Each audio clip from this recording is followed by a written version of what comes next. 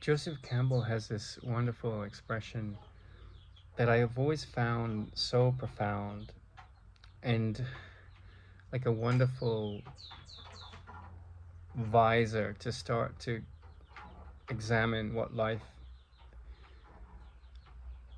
in the world is leading us to. And it says, the schizophrenic crackup drowns in the waters that the mystic is swimming in. Or the schizophrenic crackup drowns in the waters that the mystic is swimming in with delight. And we have this concept of the electromagnetic spectrum. And the electromagnetic spectrum is, you know, the different wavelengths of electromagnetic pulses, whether it's infrared light, radio waves, gamma rays, and there's a whole like spectrum of those things. And the way I see wisdom is it's sort of comparable with that, but the equation there is not the wavelength of your light, the way you perceive yourself to be in the electromagnetic spectrum of different forms of radiation, but it's more like, how much have you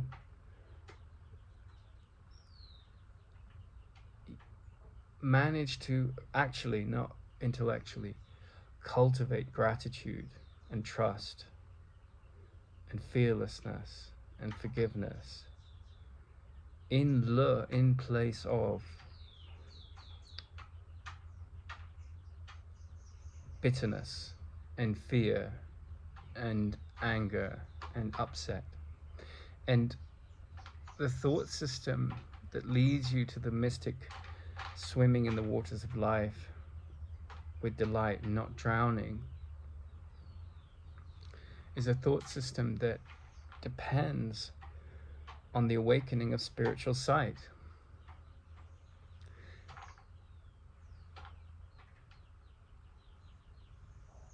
And that implies outgrowing the beliefs in our mind that sow the seeds of victimhood. And there's two lines in the Course in Miracles that I want to sort of focus on today. I think if you're studying the Course in Miracles, you keep coming back to sort of central concepts. Like behind those two, the Course leads up to these lines in different ways. But, you know, it says, everything I see on this street, in this room, in this place, has no meaning. I've given all the meaning it has for me. And then it says, well, you know, what I see is a form of vengeance. I see only the past. My meaningless thoughts are showing me a meaningless world. I can give up the world I see when I let go of the attack thoughts in my mind. And it's all about taking personal responsibility. But the two lines that come to mind that I want to focus on today is, I'm never upset for the reason I think, because I see something that is not there, a mirage, a miasma, an illusion, and it can be, but myself I injure.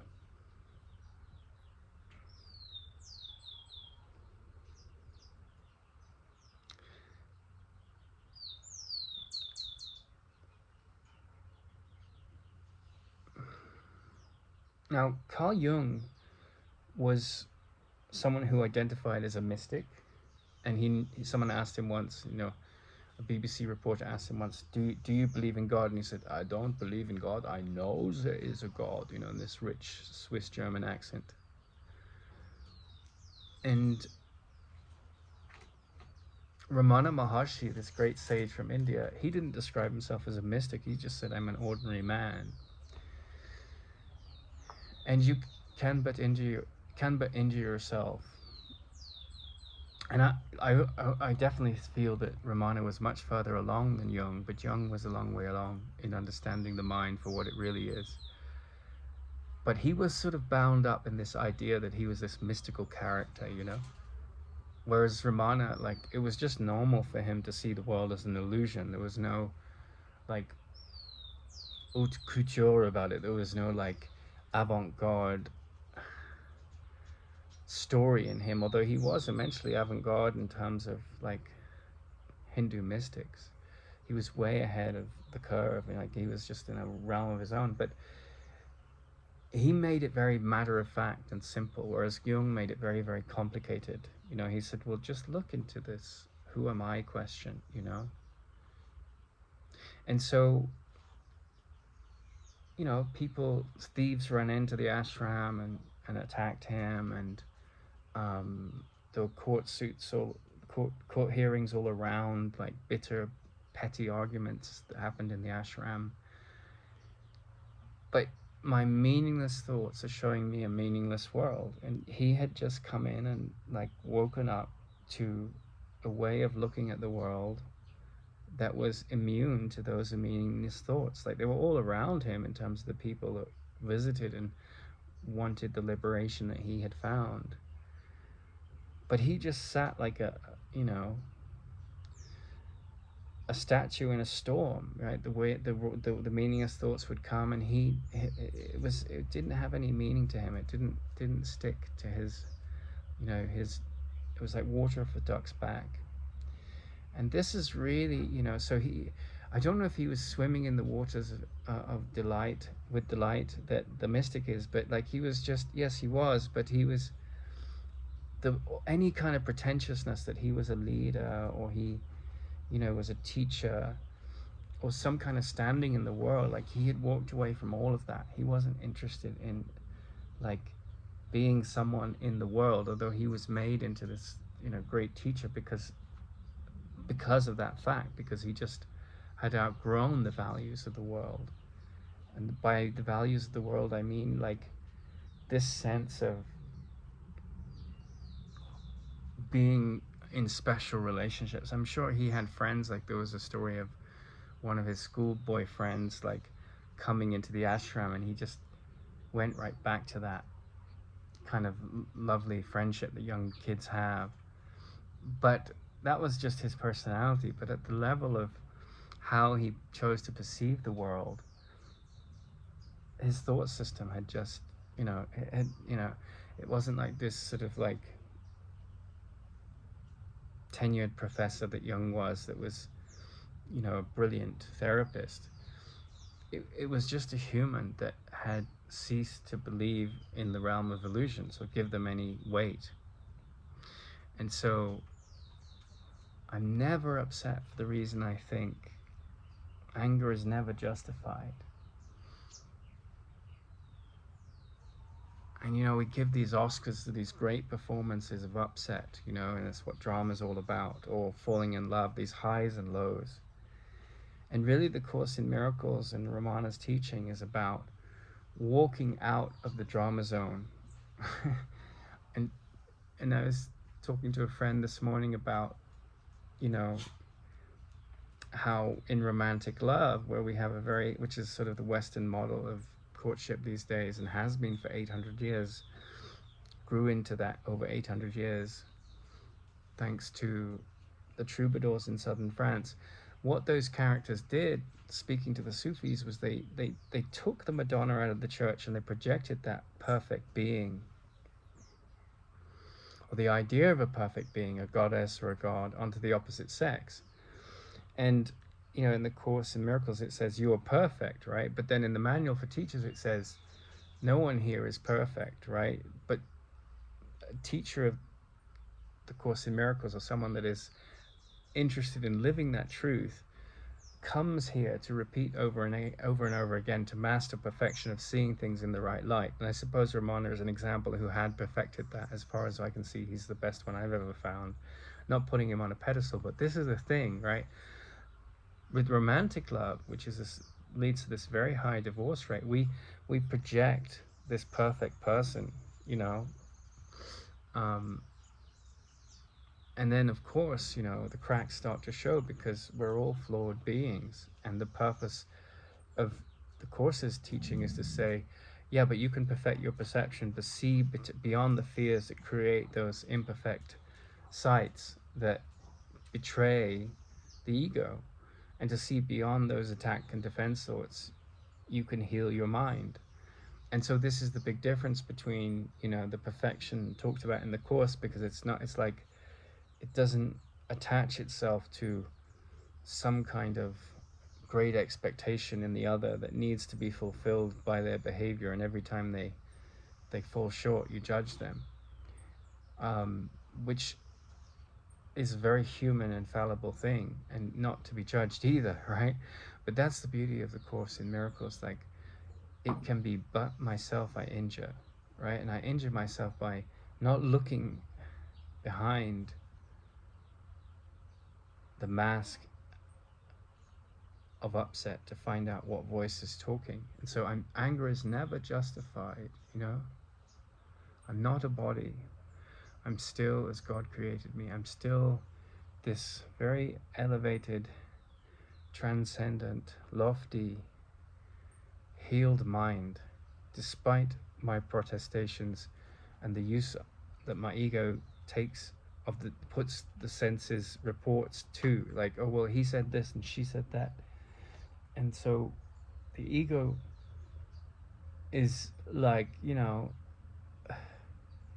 it's like any animal that will do whatever it can to survive. It's just hanging on to life at whatever cost.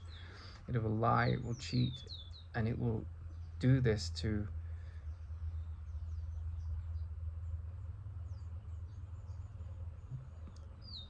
create a barrier between your true nature, which is loving and fearless and not limited to limitation, not limited to the bodies and the mind. And in fact, it created those things to convince you that separation is true and that misery is to be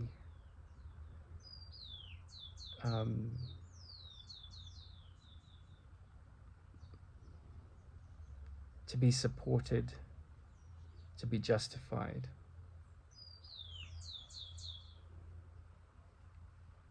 And one of the things that really hit me, was an Annamalai Swami. He was a devotee of Ramana, and he had left the ashram just to spend his time in quietude. And the day that Ramana left the body, the picture of Ramana fell in his small room. And he went to the ashram, and everyone around him was crying. But Annamalai Swami had come to a place where he was totally immune to the sorrow of the ego. He said, well, I'm not the body, Ramana has helped me see that, I've listened to him and I've put his thoughts into application. And,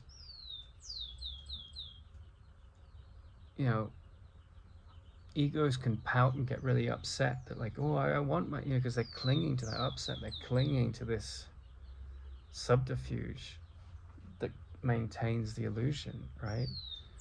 And one of the lines in the Course is I will not be tempted by illusions today. I will not be tempted by victimhood today. And this is really these are just a few words in English, right? But or whatever language you're reading it in, but they are huge challenges to open the eyes of spiritual sight, right? And then you have the doctors and all these professionals in the world that, are doing their job, and they're believing that they're healing. And then you have this Course in Miracles that's saying, well, those guys are, they're nothing wrong with what they're doing, but they're selling magic potions. And you could have cancer, but go through the process, and the body might die, but you could have forgiven the whole experience and come to a deeper state of transcendent ecstasy, swimming in the waters with delight. while all around you are just like lost in the illusion that your diseased, ravaged body has some meaning, when it's just utterly meaningless. And I think that that's just like, that's the gift that keeps on giving. A friend told, we were talking about a mutual friend that died recently, and he was, he had very much a split mind. The Course in Miracles talks about a split mind. So there were times where he was really generous and loving, and there were other times where he would just turn his like unhealed mind on you, and you just be the victim of that onslaught of like aggression and upset and judgment and bitter laughter that he would pull out of it. And she joked, yeah, he was the gift of forgiveness that kept on giving, because whoever's really difficult in your life is the, the gift of that, or whatever situation that's difficult in your life, the gift of that is that you're saying, well, I can get wrapped up in the lies here. I can get wrapped up in and do what the ego wants me to do, which is to be, deliriously happy because of someone else, like in a romantic relationship. And I'm not condemning that. That's fine. That's just the happiness at the level of course, finding a momentary expression on the outside. Or it can be deliriously depressed and sad, and all of those things you have to forgive, because you're rooting your meaning in things which are external. And so the monk in us that masters the quiet mind and draws sustenance from its source is the only character that's going to breed sanity. And I was on this psychotherapy degree, and it was, I don't mean to judge those people, but in the psychotherapy pamphlet in the Course in Miracles, it says, many of the psychotherapists of the world are very much deluded, right? They're caught in the judgmental thought system of, and there's a little willingness in them to change their minds. But I remember when I was a young man, and I got a letter from Tara Singh, and he said, the Course in Miracles is not for the faint-hearted. The ego wants success, it wants status, it wants recognition, it wants self-importance to be, it wants approval. And there's a lot of wisdom to that, it's like,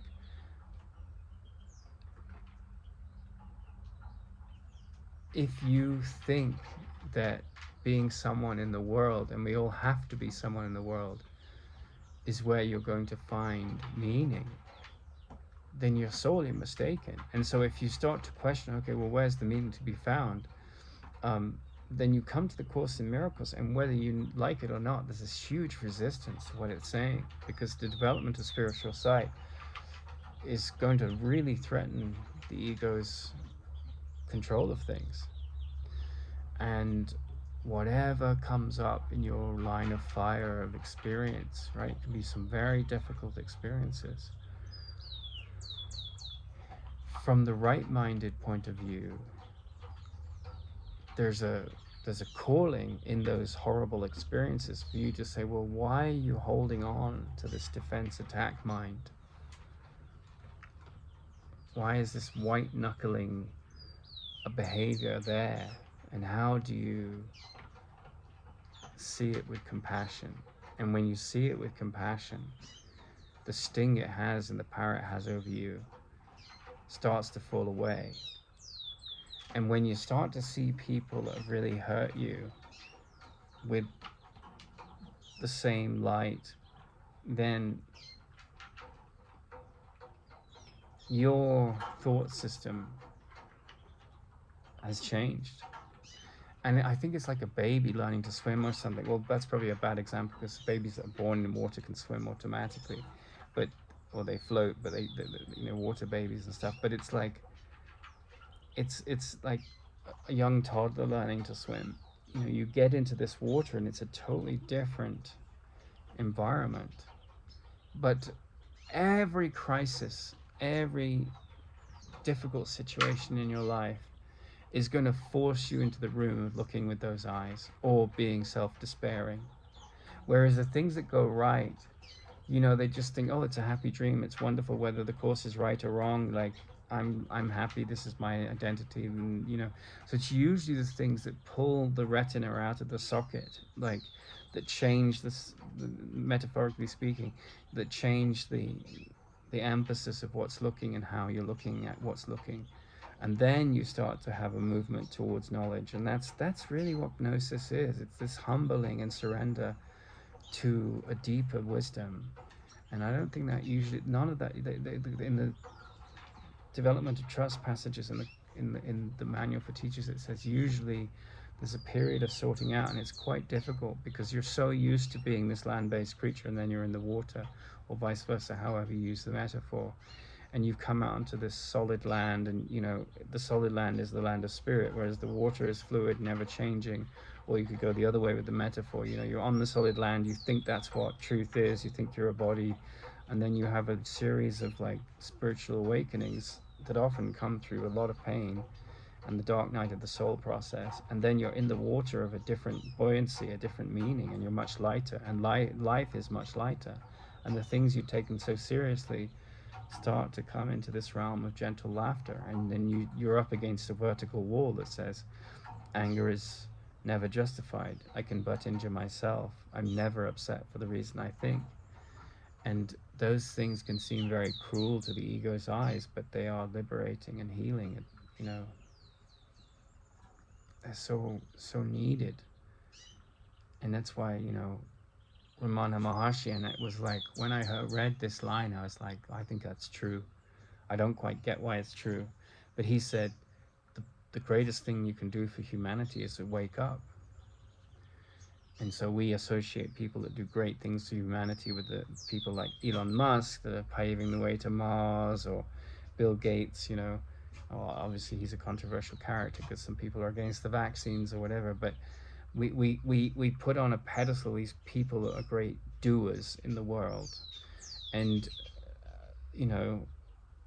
Ramana said of such people, without being judgmental, he said, you can choose to pave, you can walk by two ways, in thorny ground. You can cover the world in leather, which is to fix the world, right? Which is what the mistake the evangelical Christians make, and it's the mistake that the evangelical atheists and scientists make, that everyone's ignorant, they should be enlightened by science like we are. And so, but then he says that the other way to do it is to wear a pair of shoes, which means you take care of your perception and you address these illusions in your mind that identify with the body. And you don't have to persuade anyone of this, but you do have to drop the belief that you have to persuade yourself. You have to go beyond persuasion, because persuasion comes usually from insecurity. So you have to look at the insecurity that wants to convert and persuade you or another. And then you have to just start to practice, like everything that's happening in this universe is a cry for love or an extension of it. And the more you see the cries of love, the more you become an extension of love. So the attacks, the anger, the use of free will in a self-destructive or destructive manner, it's just like, well, that's someone that doesn't know themselves, and that's why, when Plato wrote The Cave, he said, it is the job of the enlightened mind to walk among the world of insanity and not judge it. And that's the only way you can step out of the thorns. Now, it doesn't mean that people won't attack you and you won't be crucified in a million different ways. But, there's Christ on the cross. This incredible symbol is that he's not living in the world of duality. They've got, nails in his wrists and his feet, and he's just like, well, I'm not a body, and he's going through agony, right? At the level of the body. But that's how persuasive the illusion can be, because pain is only possible when you're subscribed to that thought system. So yes, there was physical pain, I'm sure. In the metaphor, there's this agony of dying on the cross of your illusion, right? And then there's something that wakes up, the spiritual sight that sees through, like, the futility of this world of death, and highs and lows and manic bipolar and all the mental health conditions that we associate with the schizophrenic that drowns in the waters that the mystic swims in with delight.